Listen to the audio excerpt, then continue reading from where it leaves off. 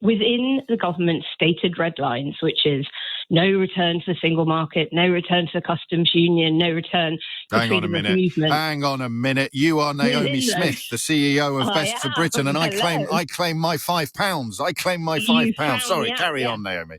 Well, what we did at Best for Britain, I run a pro-European campaign called Best for Britain, and we did some econometric modelling. We commissioned these brilliant economists at Frontier to do the work for us. And we got them to model the impact of US tariffs. And we found that if within those red lines, the government goes and negotiates alignment on goods and services with the EU, we can get 1.5% GDP growth. And most of that growth will be felt in the Midlands and the North. The government has said its number one ambition is to get growth, to be the fastest growing economy in the G7, no less. And this is a lever they can pull to do it within their red lines.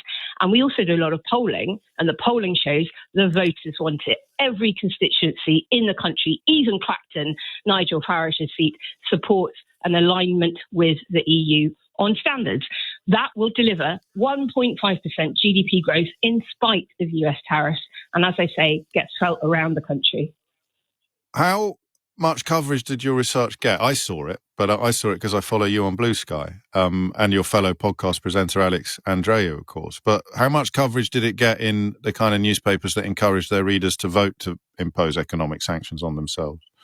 We got a huge amount of coverage for it. And very importantly, we've had thousands and thousands of our own supporters writing to their MPs saying, please read this.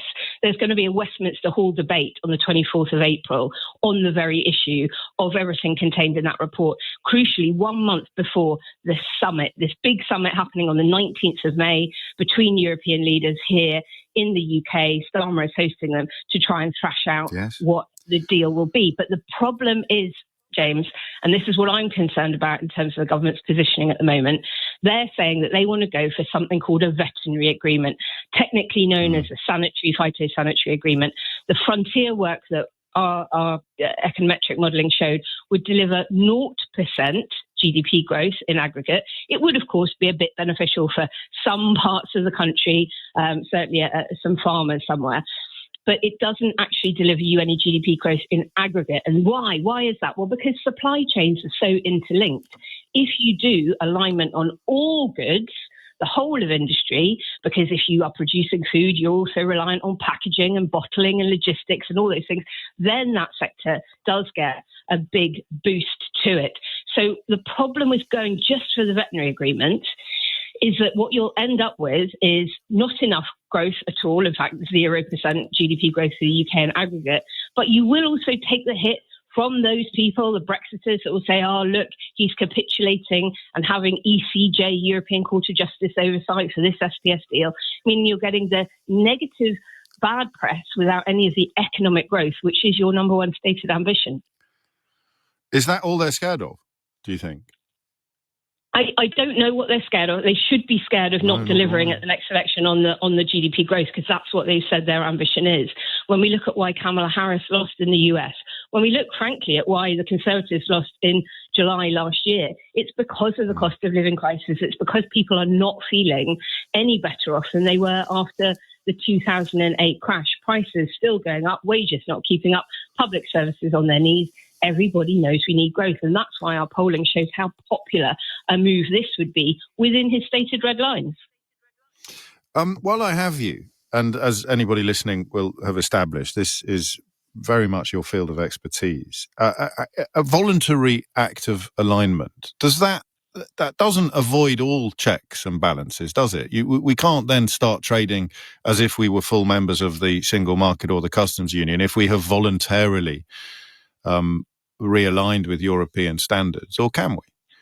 Correct. So what we're doing at the moment in Parliament, we, the government, not we, you and I, James, is something called the Product Regulation and Metrology Bill. Sounds very boring. And that is basically this kind of unilateral decision to align. But in order to get the benefits of alignment, to get rid of those checks at the border, to make sure that we haven't got all of that trade friction that is causing a lot of traders to simply give up exporting to the EU altogether. Yes. We need to do the deal with Europe. After we left, the EU, the last government put something through called the Retained EU Law Bill. And that's where we grabbed all of the laws that we had been sticking to while we were members that we quite like the look of, ported them over into the UK statute books. The risk with only doing that and saying that we'll align domestically without doing the deal with Europe is something called passive divergence. Because since we ported over those laws, of course, the EU has been updating theirs. They're saying, actually, we want higher welfare for animals. We want better safety standards for our toys. And if we aren't keeping pace with that, then you diverge passively rather than actively. So we really do need this summit to set out a groundwork for proper beneficial alignment to grow both our economies. Final question, because the news is upon us, but do you think the events of the last week have changed the picture a bit? And we're always in danger, not you, quite the opposite in your case and Best for Britain's case, but for the rest of us, we're in danger of forgetting that the telescope has two ends.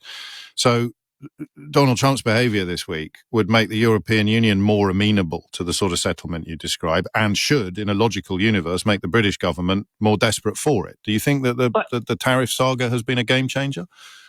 I don't know that it's been a sufficient game changer as yet. Right. What we do know from our frontier modelling is that if the EU is in alignment with us, we get a complete offset of the negative impact of Trump's tariffs on the UK. And by being in alignment with us, the EU's impact is reduced by about a third, which is not insignificant at all. And I think should be focusing mind, but I don't think they're quite there yet. And it's incumbent upon all of us to keep pointing it out. So cautious optimism for the renegotiation in May then. And how important do you think it is that he starts publicly saying some of the things that you and your colleagues at Best for Britain have been publicly saying for years? I think it's important for the EU to hear it. They need to hear that tone change in London. And so do we. So do the British public, probably.